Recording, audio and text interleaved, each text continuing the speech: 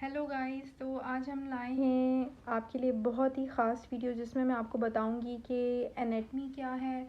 और एनेटमी इसमें हम सिर्फ एनेटमी के ऊपर बात करेंगे और एक उसका टॉपिक छोटा सा मैंने लिया है, मैं उसको कवर कराऊंगी। बेसिकली इस पेज का मतलब ये है कि आपको एनेटमी क्लियर हो जाए, आपके लिए एनेटमी आसान हो जाए, मुश्किल ना लगे। क्योंकि जो भी जैसे भी मेडिकल स्टूडेंट्स जैसे भी अपने फर्स्ट ईयर या फर्स्ट सेमेस्टर में या पहले दिन या पहले मंथ में जाते हैं तो एनेटमी उनके ऊपर पहाड़ की तरह टूटती है।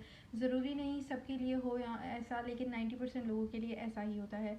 एनेटमी को आप जितना आसान लेंगे एनेटमी उतनी ही आपके लिए खुद ब खुद आसान हो जाएगी। जितना आप मुश्किल सोचेंगे तो वो उतनी मुश्किल होगी। ठीक है, तो ये पेज इसलिए बना है कि मेडिकल के जितने भी सब्जेक्ट्स हैं उनको हम आसान लैंग्वेज में पढ़ें, उनको हम रिव्यूज़ लें, उनको इतना करें कि अगर हमारे पास पेपर आ रहा है तो हम उसमें पास हो जाएं।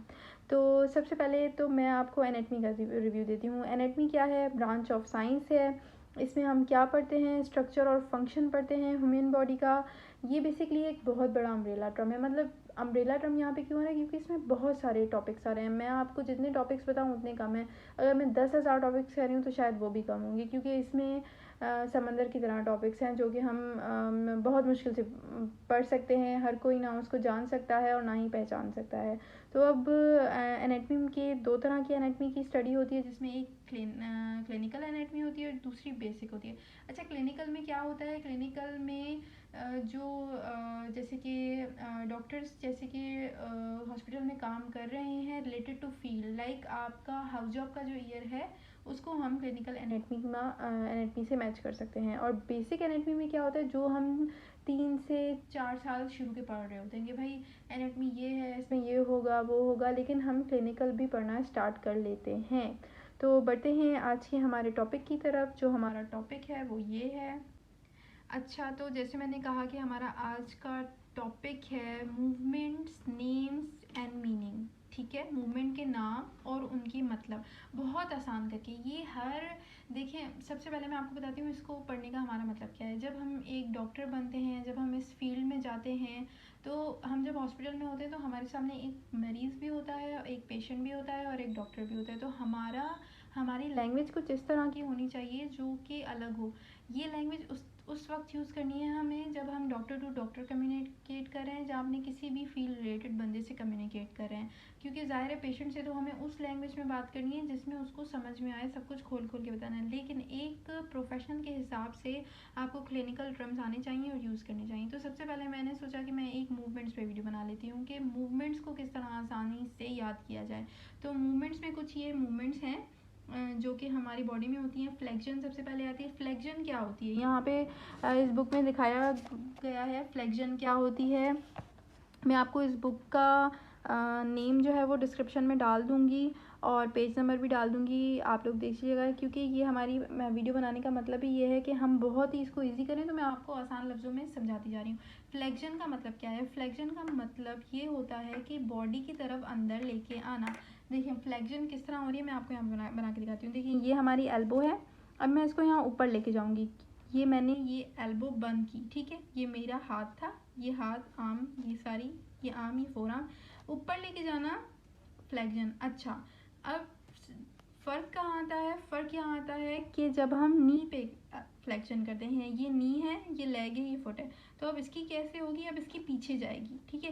फ्लेक्शन का मतलब क्या होता है? बॉडी से मिलाना मूवमेंट को, बॉडी को जॉइंट पे जो बीच में आ रहा है उससे मिलाना, लाइक अंदर की तरफ लेके आना। समझ रहे हैं आप लोग? अंदर की तरफ मतलब कि अंदर की तरफ किसी भी अपने जॉइंट की मदद से, जैसे कि सीधा पूरा हाथ है उसको मैं अंदर लेके आऊँगी, अपनी तरफ लेके आऊँगी, तो वो फ्लेक्जन होगा। उसी तरह एक्सटेंशन क्या होती है? एक्सटेंशन दूर करना होता है वर्ड से। तो आप देखें जब फ्लेक्जन हो रही है आर्म पे, तो हम हाथ को समझे मैं शोल्डर तक ला रही हूँ, मिला दें, यूँ बंद कर दें, तो ये फ्लेक्जन हो गई। और नी पे, एल्बो पे क्या हो रहा है कि मैं पीछे जब लेके जा रही हूँ, मतलब कि टांग को मिलाना है। मतलब कि फ्लेक्जन का मतलब ये है कि कोई भी ऐसी मूवमेंट जो मिलाए हमारी बॉडी को, ठीक है। तो बॉडी को बॉडी से ये फ्लेक्जन होगी। एक्सटेंशन दूर लेके जाना, खोलना उसी चीज़ को।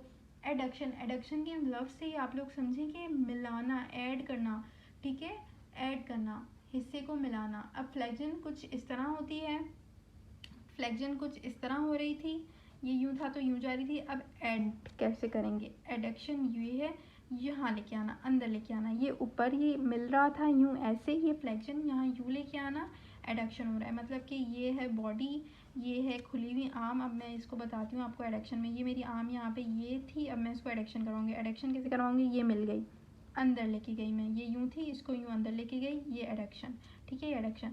अब एबडक्शन उसी का अपोजिट कर लें, इसको खोल लें, ये एबडक्शन हो जाएगी। सर्कमडक्शन, जॉइंट पे गोल घुमाना, सर्कमडक्शन, ठीक है। अब इसके बाद आती है लेटरल रोटेशन। जी, तो अब हम थे लेटरल रोटेशन पे। लेटरल रोटेशन का मतलब होता है, मैं आपको पहले इसमें दिखा देती हूँ, ये देखिए लेटरल रोटेशन, ये जॉइंट है, शोल्डर जॉइंट की लेटरल रोटेशन हो रही है। जॉइंट को बाहर लेके जाना, समझ रहे हैं आप लोग, जॉइंट को बाहर लेके जाना, लेटरल, ये मीडियल। ये जॉइंट है, सारी मूवमेंट जो भी होती है वो जॉइंट पे परफॉर्म की जाती है। अब आप देखें, ये है यूँ, ये बॉडी है, ये आर्म है, ठीक है, ये यूँ है, यहाँ पे यहाँ पे मूवमेंट होगी लेटरल रोटेशन। यहाँ पे कैसे मूवमेंट होगी, लेटरल मतलब एनेटमी में बॉडी का मतलब मीडियल मतलब लेके आना बॉडी के करीब, लेटरल मतलब बॉडी से दूर, ठीक है, मतलब बाहर।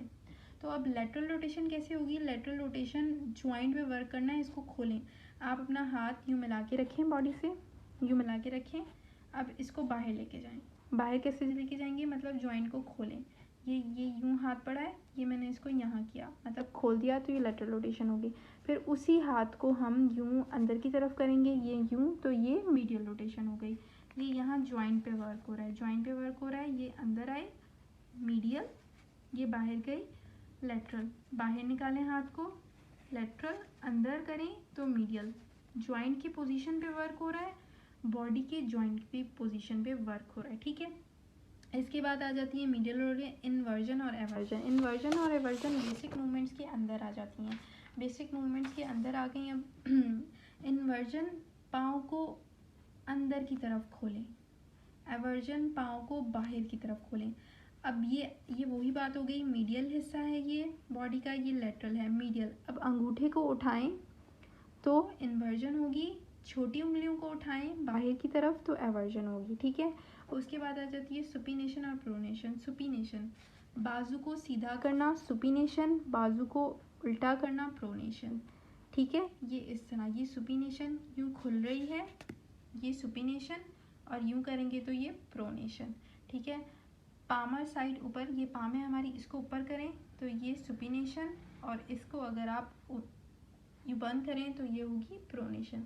लेटरल फ्लेक्शन में क्या होती है कि बॉडी के हिस्से को टेढ़ा करते हैं हम, ये ट्रंक पे होती है, सर्वाइकल पे भी हो सकती है, ये पूरी बॉडी को हिस्से को टेढ़ा।